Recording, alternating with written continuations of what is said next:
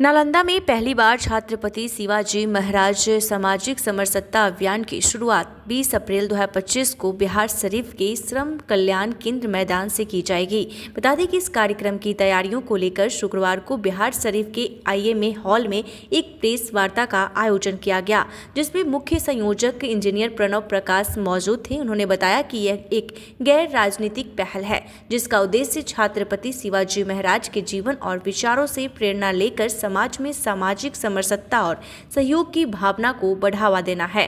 प्रणव प्रकाश ने कहा कि शिवाजी महाराज ने अपने शासन काल में सामाजिक न्याय, समानता और सांस्कृतिक रक्षा की मिसाल पेश की थी। उन्होंने दलितों, महादलितों और महिलाओं और वंचित वर्गों को सम्मान और अधिकार दिलाने का काम किया था। जायजा लिया हमारे संवाददाता हर्ष कुमार ने।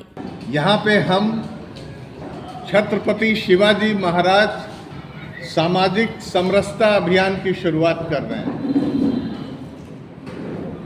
आप तो जानते हैं नालंदा ज्ञान की धरती है, यहाँ की ज़मीन भी बहुत उर्वर है और यहाँ के लोगों का दिमाग भी बहुत, मानस भी बहुत उर्वर है।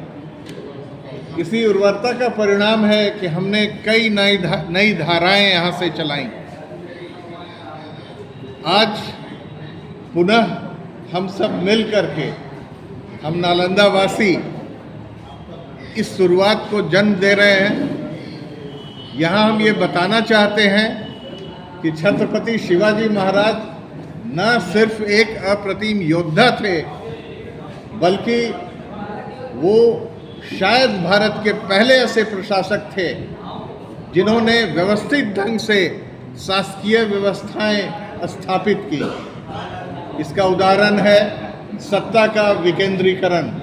उन्होंने अपनी रियासत को प्रांतों में बांटा और प्रांतपति नियुक्त किए। प्रांतपति मतलब आज के CM।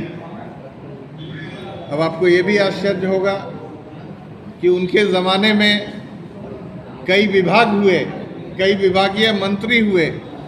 8 विभाग हुआ करते थे, जिसमें आर्थिक विभाग होता था, रक्षा मंत्रालय होता था, जैसे आज रक्षा मंत्रालय, रक्षा विभाग होता था।